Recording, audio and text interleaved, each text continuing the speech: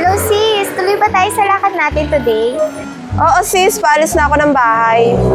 Sige sis, sunduin kita gamit ang aking NO e-bike.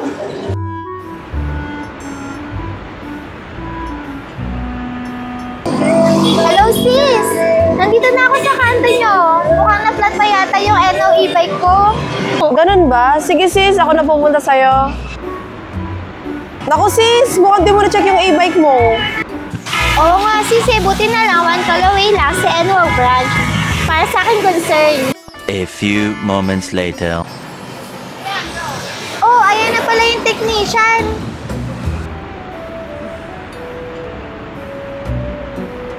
Okay na po ito ma'am, hindi po ito flat. May natanggal lang po na wire. Sige po sir, maraming salamat po sa serbisyo. Sis, teka, ba't di mo binayaran yung technician? Ano ka ba sis? Siyempre, part yan ng offer ni NWOW. May free lifetime service pa. Ha? Libre? Samantala kay Maring Dayan, nagbayad pa siya para lang i-rescue, tapos sa NO, libre lang?